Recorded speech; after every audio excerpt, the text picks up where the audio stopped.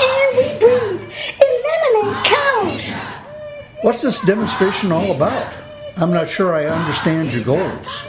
If we don't stop the use of oil and other fossil fuels, global warming will kill the Earth in just 12 more years. In just 12 years? Oh my, that's an impressive claim. What's your source for that statistic? Everybody knows it. All my friends agree. Global warming is a real threat, and your generation is doing nothing to stop it. How much of the warming is by man-made causes? Most all of it, and it's accelerating. What caused the global warming that brought the world out of the Ice Age? You simply bought into all those conservative lies and tricks. You must be an evil, hateful man. No, young lady. I believe the scientific facts support my views. I think that if you and your friends are successful with your radical ideas, it won't be the world that will end in 12 years, but our great country. Good day. Melanie, you're such a natural leader. You should run for office so you can really make the changes we need. Me? In office? Oh, I don't think so. I think I can make a difference making our voices heard without the hassle of actually being in public office. Are you kidding? You've been an A student, and you're smart, and you organize us. You inspire us. You should run for Congress. She's right, Melanie. Go for it. Go for us. Run for our future. The liberal Socialist Daily News reports that today the Conservative Party, with their majority, stopped yet another bill to help the planet. I cannot believe how much the cons hate the earth. How could they vote against the ban of plastic straws at the federal level? They have no respect for anything but profit. Nothing but a change of majority and power shift to the progressive, responsive optimist party will save us and the U.S. And now, the weather. See, Melanie, the world needs you. You can take the cause not just to the White House, but really into action. You have a duty. Maybe I do have a duty, but I don't like the idea of running for Congress. Go for it. Go for us. Go for Congress to have a real say-so. I'll look into it. Our Real News Network White House correspondent tells us that again the cons have thwarted another ill-planned and extremely costly, not to mention very inconvenient, pros bill to ban all plastic straws or other plastic liquid transport such as tubing. Stopped, but by the narrowest of margins. The shift of power seems inevitable, though, as the balance of voting majority is shifting to the youth, as the conservatives of the baby boomers continues to diminish. Now, the weather. May they never gain power until they grow up, at least until they see how the taxes attack their paychecks. These young bucks have no concept of where the money comes from.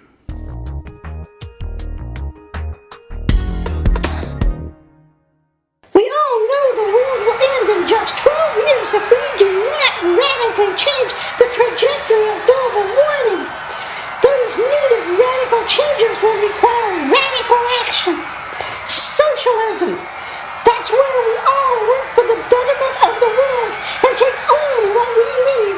That's the answer. Those policies must be centrally controlled by bureaucracies that can assimilate all the data and make a combined best decision for us all. You mean government by the people, by the elite few? An emperor? A supreme chairman? A dictator? It would be most efficient that way. How will this all be paid for? By proper taxation to create a truly equitable wealth distribution, and if we must, print more money. Melanie L's bid for the Congress is on very shaky ground today, as her Conservative Party opponent points out the total unworkability of her plans, her lack of historical knowledge of socialism, as it has never worked anywhere in the world, and her distinct lack of understanding of economics.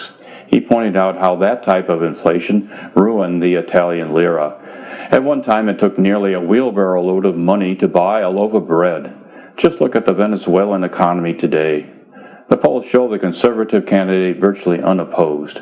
And now, the weather. It was shameful how the heckler interrupted Melanie L's speech today with unsubstantiated and exaggerated claims that her ideas were wrong-headed. It was just rude. It was uncalled for and unwanted. The conservative candidate was unjustly and unfairly critical of the new upcoming star of the progressive, responsive, optimist party. Talk about being out of touch. He quoted an ancient history of a badly run country to make his point. And he used the people's crisis of Venezuela not as a failure of the United States to help and protect the people, but as an uncompassionate example of modern-day socialism failure. And no mention that any governmental and economic system will fail at the failure of its leadership. This is America. We can and we will make socialism the superior government that it is meant to be. The polls do have Melanie well behind the conservative candidate at this time, but the pros believe the tide will turn. And now, the weather.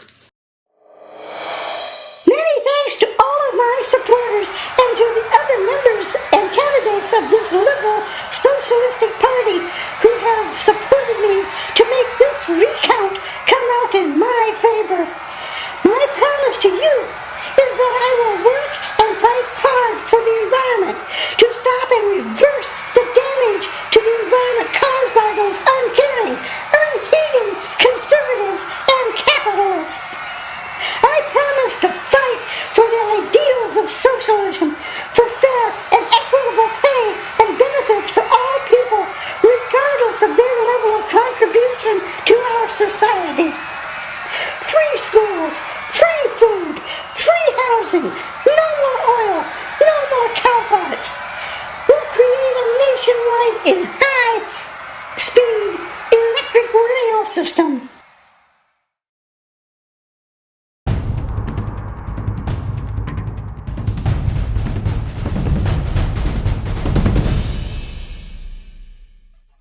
Madam Speaker, this new group of far-left liberal freshmen in your house could be troubling, especially that Melanie L. girl. I hope you let them know that they have to prove themselves to be good party players. The four of us are the new party. There's no stopping us, and we hold all of the wild cards. The race card, the religion card, the ethnic card, and the youth card. They'll be afraid of us for that. Uh-oh, Madam Speaker is at my door. See you later. Well, Missy, welcome to my world. Don't ever think your lofty freshman goals are going anywhere without my help. So play your cards right. Never oppose me. Oh, I fully intend on having your help. We still need you in your position, for now. But you need to come on board with the new wave to the future. Ha! Don't try to intimidate me, little girl. Oh, I wouldn't think of it. But I might remind you that it's not just me. There are four of us, and we have the benefit of color, race, and religion biases to back our movement. 6 years have passed. Melanie has been victorious in introducing many social agenda goals and has become the youngest Speaker of the House. With some age and experience, she has learned to compromise. There are still fossil fuels, cars, boats, planes, and cows, but education, housing, and food are now provided. The tax structure is very leveling, but the economy is in deep depression. The new crop of Socialist Congress members are in and pushing hard for the items that even Melanie now sees as impractical. Furthermore, there is a hard push to rewrite the Constitution to fully support a limited, elected, single-power entity to run the country in 6-year terms. It's been just 6 years since the Democratic Socialists came to the White House, and we have an elected, the dear leader that now has the single power to override any obstruction from the cons. The progressive, responsive, optimist party is virtually impossible to thwart now. So then, this is the end of democracy. The great experiment ends in failure. Now we all work equally for the greater good of the state, and the state returns the favor by equally taking care of all of us. We have rationing everywhere. Sugar, food, housing are all in short supply. Nothing is being built, and everything that is made is poor quality.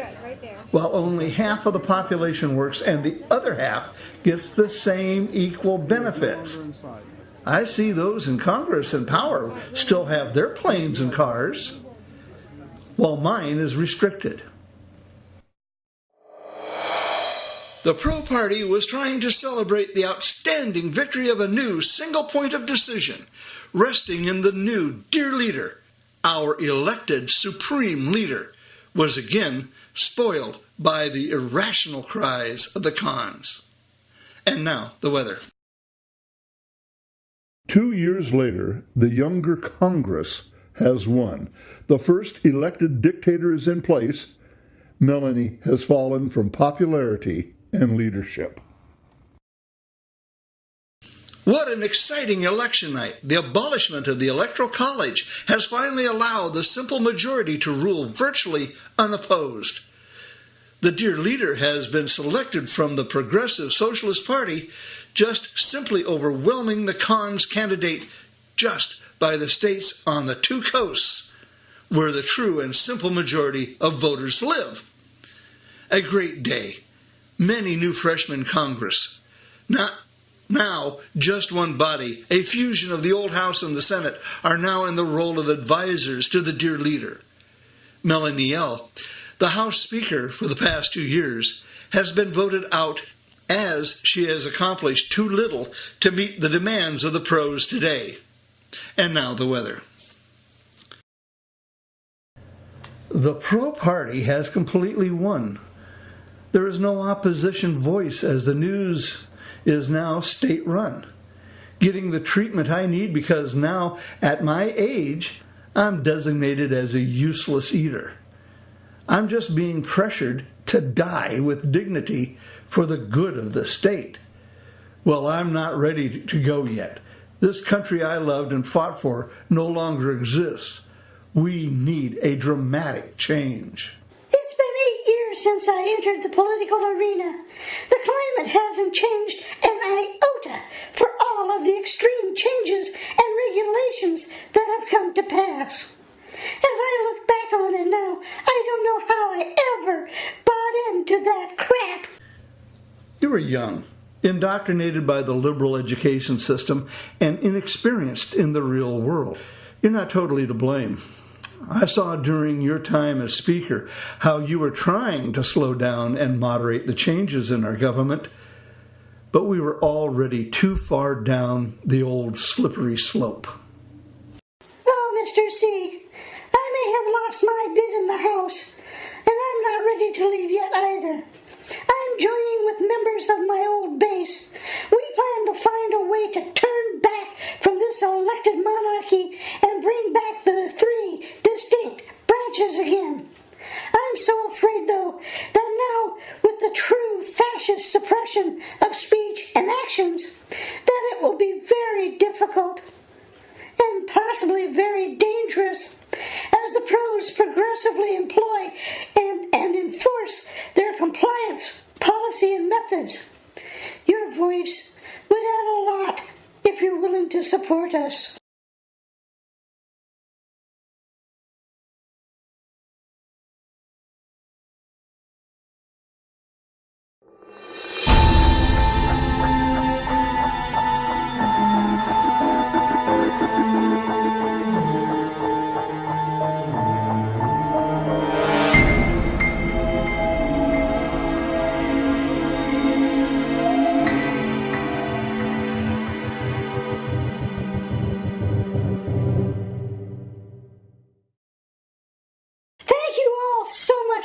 being here tonight.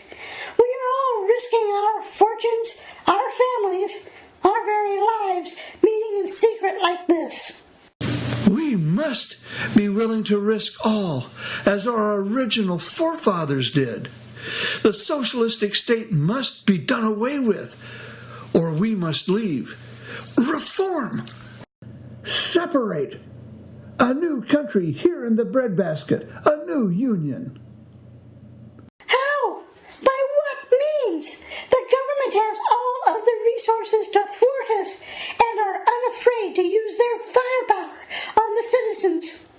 We aren't allowed to even own pitchforks or torches, much less any weapons of self-defense. And once we go public, we will be attacked. We must find a way. Let them have the East and the West Coast. They'll control the import and export, but we'll control the fuels and the food. And we may have to forfeit our lives to make the changes. Patrick Henry's "Give me liberty or give me death" must now be our foundation. The next 4 years proves to be a bloody revolution with many deaths and imprisonments. Melanie has been executed as a traitor. So have many of her original followers. During the turmoil, the Socialistic Party had fragmented to the East and West factions with enough disagreements in policy and methods to separate. The results are 3 separate countries of what used to be the United States, with a couple of states sold off to Canada to fund the change. After 12 years from Melanie's first prediction that the world would end many restrictions, regulations, and controls, the weather has not changed to any measurable degree. We are not all dead, but the United States has declined by the weight of oppression of the Socialist Party to a second world nation, and then finally to 3 third world countries.